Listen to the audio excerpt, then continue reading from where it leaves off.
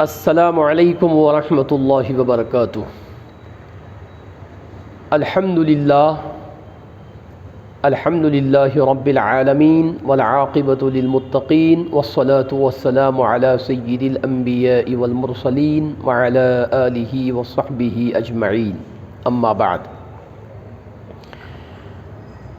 محترم حاضرین، سامعین و ناظرین کرام، آج ہم مراقِ السعادات فی علم التوحید والعبادات کا دوسرا درس شروع کرنے جا رہے ہیں۔ چنانچہ صاحب کتاب نے توحید کا بیان فرماتے ہوئے اب یہاں سے ایمان کے دوسرے گوشوں پر روشنی ڈالنے کی سعی پہم فرمائی ہے۔ انشاءاللہ ہم اس پر گفتگو کریں گے۔ یہ توحید کے بیان کا اگلا حصہ ہے۔ چنانچہ آپ ارشاد فرماتے ہیں فَإِنَّنَا نُؤْمِنُ بِقُلُوبِنَا، یعنی بے شک ہم ایمان لاتے ہیں اپنے دل سے، ہم مانتے ہیں اپنے دلوں کی اتھاہ گہرائیوں کے ساتھ۔ وَنُقِرُّ بِأَلْسِنَتِنَا، اور ہم اقرار کرتے ہیں اپنی زبانوں سے، یعنی ہم اپنے دل سے مانتے ہیں اور ہم اپنی زبان سے اقرار کرتے ہیں۔ کس چیز کو مانتے ہیں اور کس چیز کا اقرار کرتے ہیں اسے آگے ارشاد فرماتے ہیں بِأَنَّ اللَّهَ سُبْحَانَهُ وَتَعَالَى وَاحِدٌ لَا شَرِيكَ لَهُ، کہ بے شک اللہ تعالیٰ ایک ہے، اس کا کوئی شریک نہیں۔ وَلَا شَيْءَ مِثْلَهُ، اور اس کے جیسی کوئی چیز نہیں۔ رب تبارک و تعالیٰ کی وحدانیت کو بیان فرماتے ہوئے ارشاد فرماتے ہیں کہ اللہ تعالیٰ کی ذات میں کسی کو شریک نہیں کیا جا سکتا، اس کی ذات ایک ہے۔ اللہ تعالیٰ واحد ہے، وہ ایک ہے، اس میں کوئی شریک نہیں اور اس کے جیسی کوئی چیز نہیں۔ وَلَا شَيْءَ يُعْجِزُهُ، کوئی چیز اسے عاجز نہیں کر سکتی۔ توحید کے بیان میں ارشاد فرماتے ہیں کہ اللہ تعالیٰ کو کوئی چیز مجبور نہیں کر سکتی، کوئی چیز عاجز نہیں کر سکتی، کوئی چیز اللہ تعالیٰ کو بے بس نہیں کر سکتی۔ اس کی گرفت سے کوئی چیز باہر نہیں ہے، یعنی ہر چیز اس کی گرفت میں ہے، اسے کوئی چیز عاجز نہیں کر سکتی ہے۔ وَلَا إِلَٰهَ غَيْرُهُ، اور اس کے علاوہ کوئی معبود نہیں، اس کے سوا کوئی معبود نہیں۔ قدیم بلا ابتدا، وہ ہمیشہ سے ہے، وہ قدیم ہے بغیر ابتدا کے، یعنی وہ ایسا قدیم ہے کہ جس کے لیے کوئی ابتدا نہیں ہے، اس کے لیے کوئی اوریجن نہیں، اس کے لیے کوئی ڈیسٹینیشن نہیں، وہ ایسا قدیم ہے کہ جس کی کوئی ابتدا نہیں۔ دائم بلا انتہا، وہ ہمیشہ سے ہے، اس کے لیے کوئی انتہا نہیں، اس کے لیے کوئی اختتام نہیں، یعنی وہ از خود ہے، وہ ہمیشہ سے ہے، وہ ہمیشہ رہے گا۔ وہ بندوں کی طرح نہیں کہ بندوں کی ذات حادث ہے کہ جو کبھی نہیں تھے پھر ہوئے، پھر ایک زمانہ آئے گا کہ ہم نہیں رہیں گے، تو یہ بندوں کی صفت ہے حادث ہونا۔ رب تبارک و تعالیٰ کی ذات قدیم ہے، وہ ہمیشہ سے ہے، وہ ہمیشہ رہے گا، اس کی کوئی ابتدا نہیں ہے، اس کی کوئی انتہا نہیں ہے۔ لا یفنا ولا یبید، وہ نہ تو فنا ہوگا اور نہ وہ ہلاک ہوگا، اس کو نہ تو فنا ہے نہ وہ مٹنے والی چیز ہے۔ وَلَا يَكُونُ إِلَّا مَا يُرِيدُ، اور وہی کچھ ہوتا ہے جو وہ چاہتا ہے، یعنی اللہ تعالیٰ کی چاہت کے بغیر کچھ نہیں ہوتا، اللہ تعالیٰ کی مشیت کے بغیر کوئی چیز وجود میں نہیں آ سکتی۔ جو کچھ ہوتا ہے اس کی مشیت کے تحت ہوتا ہے، اس کے ارادے کے تحت ہوتا ہے۔ وَلَا يَكُونُ إِلَّا مَا يُرِيدُ، جو وہ چاہتا ہے وہی ہوتا ہے۔ لا تبلغه الأوہام، وہم اور خرد کی رسائی اس تک ممکن نہیں ہے۔ وہم و گمان، کسی کا وہم و گمان اس تک نہیں پہنچ سکتا، اس کی ذات تک وہم کا پرندہ نہیں پہنچ سکتا، عقل و فہم اس کا ادراک نہیں کر سکتے۔ آگے خود ارشاد فرماتے ہیں وَلَا تُدْرِكُهُ الْأَفْهَامُ، یعنی عقل و فہم اس کا ادراک نہیں کر سکتے، عقل و خرد اس کو سمجھنے سے قاصر ہیں۔ اللہ تعالیٰ کی ذات ایسی ذات ہے کہ عقل کی رسائی اس تک نہیں ہو سکتی، عقل کا پرندہ اڑ کر اس تک نہیں پہنچ سکتا۔ وَلَا يُشْبِهُهُ الْأَنَامُ، توحید الہی کا ذکر فرماتے ہوئے آگے ارشاد فرماتے ہیں کہ مخلوق اس کے مشابہ نہیں ہو سکتی۔ اللہ تعالیٰ نے جسے پیدا فرمایا ہے اس کی مخلوق، وہ ہرگز بھی اس کے مشابہ نہیں ہو سکتی، اس کی طرح نہیں ہو سکتی۔ حی، وہ اللہ تعالیٰ زندہ ہے۔ کیسا زندہ ہے کہ وہ خود سے زندہ ہے۔ ہم اس طرح زندہ ہیں کہ ہم کو اس نے زندہ کیا ہے، زندگی عطا فرمائی ہے تو ہم زندہ ہیں۔ اللہ تعالیٰ از خود زندہ ہے، حی، وہ از خود زندہ ہے، لا یموت، اسے موت نہیں۔ اللہ تعالیٰ از خود زندہ ہے، وہ مرنے والا نہیں، اس کو موت نہیں۔ قیوم، قیوم لا ینام، وہ اوروں کو قائم رکھنے والا ہے، اس کو نہ تو نیند آتی ہے نہ اس کو اونگ آتی ہے۔ وہ سب کو قائم رکھتا ہے، اس کو کوئی قائم نہیں رکھ سکتا، اس کو کوئی قائم رکھنے والا نہیں، وہ سب کو قائم رکھتا ہے۔ اس نے سب کو کھڑا کیا ہوا ہے، اس نے سب کو قائم کیا ہوا ہے، اسے نہ تو نیند آتی ہے نہ اسے اونگ آتی ہے۔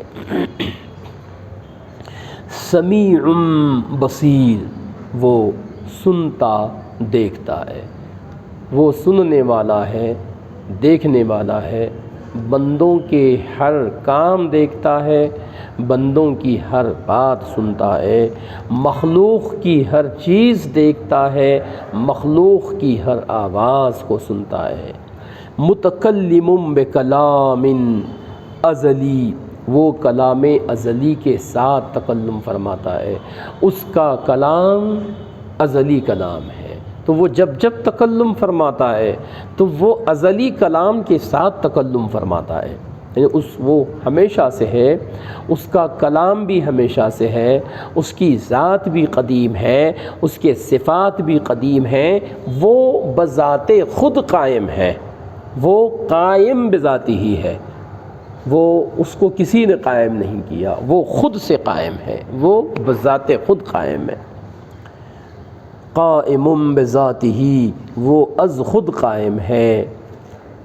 منزہ عن الحروف والاصوات، وہ آواز اور حروف سے پاک ہے، اسے کلام کرنے کے لیے نہ تو حروف کی ضرورت ہے، اسے کلام کرنے کے لیے نہ تو آواز کی ضرورت ہے، وہ آواز سے پاک ہے، وہ حروف سے پاک ہے، وہ کلام ازلی کے ساتھ کلام فرماتا ہے۔ آگے کی پیراگراف میں ارشاد فرماتے ہیں لا تحویہ الجہات، جہتیں اس کا احاطہ نہیں کر سکتی، پورب پچھم دکن اتر، آگے پیچھے دائیں بائیں اوپر نیچے، یہ جتنی جہتیں ہیں اس کا احاطہ نہیں کر سکتی ہیں۔ وہ مکان سے پاک ہے، جہتوں سے پاک ہے، وہ سمتوں سے پاک ہے۔ لا تحویہ الجہات، جہتیں اس کا احاطہ نہیں کر سکتی ہیں، وہ جہتوں سے اور سمتوں سے وہ پاک ہے۔ لم یلد ولم یولد، نہ اس کا کوئی بیٹا ہے نہ وہ خود کسی کا بیٹا ہے، اس کا کوئی بیٹا ہے نہ وہ خود کسی کا بیٹا ہے، یعنی ولم یکن لہ کفوا احد، اس کا کوئی شریک و سہیم نہیں، اس کی برابری کا کوئی نہیں۔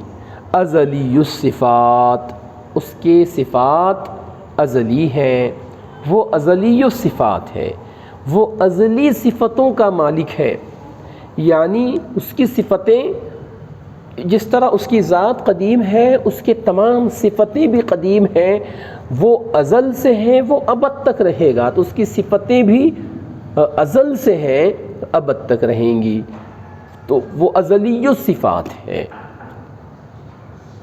لہ الاسماء الحسنی، اسی کے لیے ہیں اچھے نام، جتنے اچھے نام ہیں سب اسی کے لیے ہیں، جتنے خوبصورت نام ہیں سب اسی کے لیے ہیں، اچھے اور خوبصورت نام اسی کے لیے سزاوار ہیں۔ تسبح له السماوات السبع والارض ومن فیہن وإن من شیء الا یسبح بحمدہ، ساتوں آسمان اور زمین اور جو کچھ ان میں ہے سب اس کی تسبیح بیان کرتے ہیں، اور نہیں ہے کوئی چیز مگر یہ کہ اسے سراہتی ہوئی اس کی تسبیح بولتی ہے، اس کی حمد بیان کرتے ہوئے اس کی پاکی بولتی ہے، یعنی ایسی کوئی چیز نہیں جو اس کی پاکی بیان نہ کرے، یعنی ہر چیز اس کی پاکی بیان کرتی ہے، دنیا کی ہر چیز اللہ کی تسبیح بیان کرتی ہے۔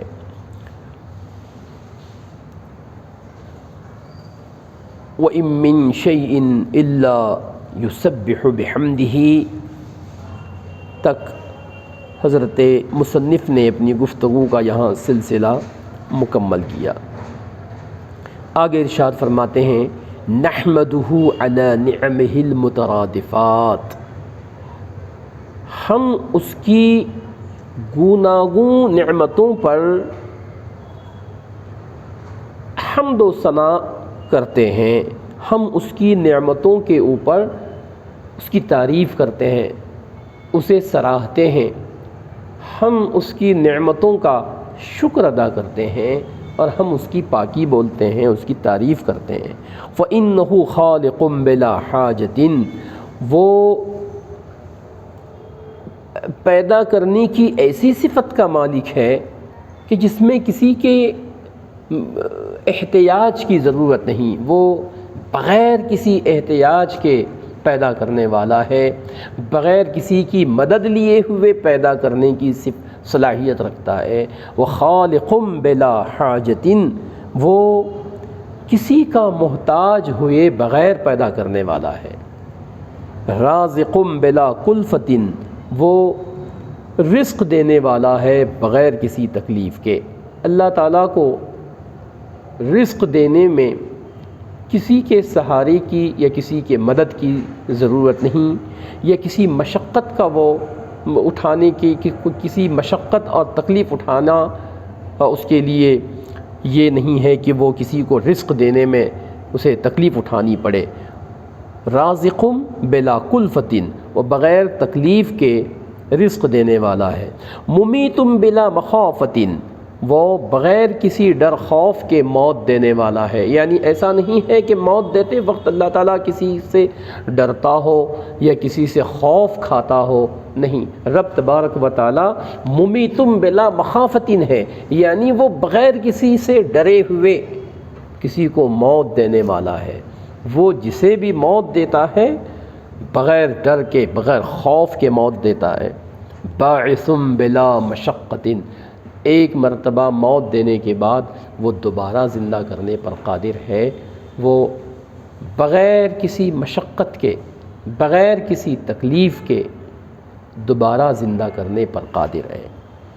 ما زال بصفاتہ قدیما قبل خلقہ، اس کی صفات ہمیشہ سے قدیم ہیں اس کی مخلوقات سے پہلے، یعنی اللہ تعالیٰ کی صفات مخلوق کو پیدا کرنے سے پہلے ہی سے ہیں۔ اللہ تعالیٰ کی ذات قدیم ہے تو اسی طرح اس کی تمام صفتیں بھی اس کی ذات کے ساتھ ساتھ قدیم ہیں، مخلوق کے پیدا کرنے سے پہلے ہی۔ لم یزدد صفتا لم تکن قبل خلقہم، اس کی صفت بعد میں کچھ ایسی زیادہ نہ ہوئی جو مخلوق پیدا کرنے سے پہلے نہ رہی ہو، یعنی اس کی صفات میں کوئی تغیر نہیں ہوا۔ رب تبارک و تعالیٰ کی صفات میں کوئی بدلاؤ نہیں آیا کہ مخلوق پیدا کرنے سے پہلے کچھ صفتیں کم رہی ہوں اور بعد میں تجربہ ہونے کے بعد اس کی صفات میں مخلوق کے پیدا کرنے کے بعد کچھ اضافہ ہوا ہو۔ صاحب کتاب کہتے ہیں کہ جو صفتیں اللہ تعالیٰ کی مخلوق کے پیدا کرنے سے پہلے قدیم تھیں، مخلوق کے پیدا کرنے کے بعد بھی اس کی صفتیں ایز اٹ از قدیم ہیں، اس میں کوئی تغیر نہیں ہوا۔ تو اللہ کی ذات ایسی ذات ہے کہ گویا تو دل میں تو آتا ہے، سمجھ میں نہیں آتا، میں جان گیا تیری پہچان یہی ہے۔ آگے شاہ فرماتے ہیں کہ فَهُوَ رَبٌّ وَلَا مَرْبُوبٌ، وہ رب سب کو پالتا ہے، اس کو کوئی نہیں پالتا۔ اللہ تعالیٰ کی ذات وہ ذات وحدہ لا شریک ہے کہ وہ رب ہے، مربوب نہیں، یعنی وہ سب کو پالنے والا ہے، اس کو کوئی نہیں پالتا۔ خالق ولا مخلوق، وہ سب کو پیدا کرنے والا ہے، اس کو کسی نے پیدا نہیں کیا۔ محی و ممیت قبل الاحیاء والاماتہ، وہ زندگی دینے والا ہے، وہ موت دینے والا ہے، احیاء سے پہلے اور اماتت سے پہلے، یعنی زندہ کرنے سے پہلے ہی وہ زندہ کرنے کی صلاحیت رکھنے والا ہے۔ انسان کو زندگی دینے سے پہلے ہی وہ زندگی دینے پر قادر ہے، وہ زندگی دینے کی صلاحیت رکھنے والا ہے، اور مارنے سے پہلے، موت دینے سے پہلے ہی موت دینے والا ہے، موت دینے کی صلاحیت رکھتا ہے اور وہ اس پر قادر ہے۔ ذَلِكَ بِأَنَّهُ عَلَى كُلِّ شَيْءٍ قَدِيرٌ، یہ اس لیے کہ اللہ تعالیٰ ہر چیز پر قادر ہے، وہ سب کچھ کر سکتا ہے۔ وَكُلُّ شَيْءٍ إِلَيْهِ فَقِيرٌ، ہر چیز اس کی محتاج ہے، وہ کسی کا محتاج نہیں۔ ہر چیز، ہر مخلوق اللہ تعالیٰ کی محتاج ہے، وہ زندگی دینے پر قادر ہے، موت دینے پر قادر ہے، احیاء سے پہلے، اماتت سے پہلے، کیونکہ وہ سب کچھ کر سکتا ہے، وہ ہر چیز پر قادر ہے، ہر چیز اس کی محتاج ہے۔ وَكُلُّ أَمْرٍ عَلَيْهِ يَسِيرٌ، اور ہر کام اس کے لیے آسان ہے۔ اللہ تعالیٰ کے لیے کوئی کام مشکل نہیں ہے، ہر کام اللہ تعالیٰ کے لیے آسان ہے۔ لا يحتاج إلى شيء، وہ کسی چیز کا محتاج نہیں ہے، وہ کسی چیز کا محتاج نہیں، کسی کا محتاج نہیں، سب اس کے محتاج ہیں، وہ کسی کا محتاج نہیں۔ لم يخف علیہ شیء، اس پر کوئی چیز مخفی نہیں، یعنی اس پر کوئی چیز چھپی نہیں۔ ہم بندہ چاہے گناہ پتھر کی چٹان میں رہ کر کرے، اللہ تعالیٰ پر اس کا یہ عمل بھی مخفی نہیں، اللہ تعالیٰ پر کوئی چیز ڈھکی چھپی نہیں ہے، ہر چیز اس کے لیے عیاں ہے۔ خلق الخلق، اس نے مخلوق کو پیدا کیا۔